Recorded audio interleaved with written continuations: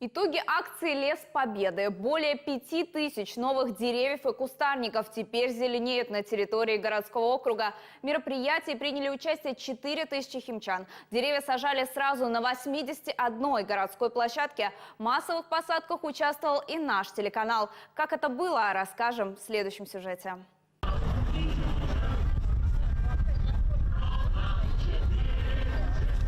Туи, вишни, яблони и сирень, стройные ряды новых посадок появились в химкинских парках. И все это сделано руками химчан в память о Великой Победе. В эту субботу горожане работали как никогда дружно и как никогда слаженно в компании с ветеранами, звездами экрана и администрацией городского округа. Все под живую музыку военного оркестра. Это уникальная возможность совместить вроде бы две несовместимые вещи.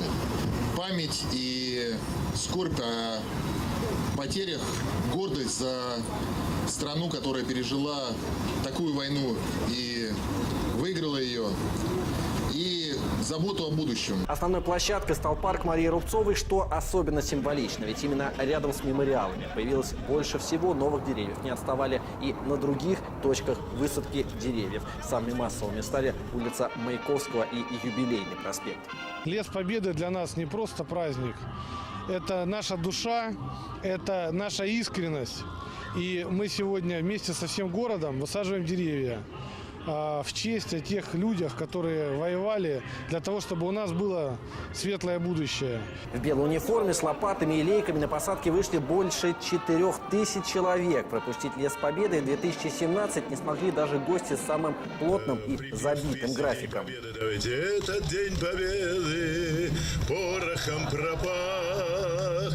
Это праздник с сединою на висках. Инновация нынешней акции — умные таблички, которые позволяли записать обращение к потомкам на вечный сервер. И вот очередной QR-код под только что высаженным деревом. Семья Примак устанавливает собственноручно. Высокие технологии на службе вечных ценностей. Рассказать потомкам о том, как высаживалось именно это дерево. В память о наших воинах, которые погибли в Великой Отечественной войне, в назидание нашим потомкам мы хотим вложить частичку своего сердца, своей души.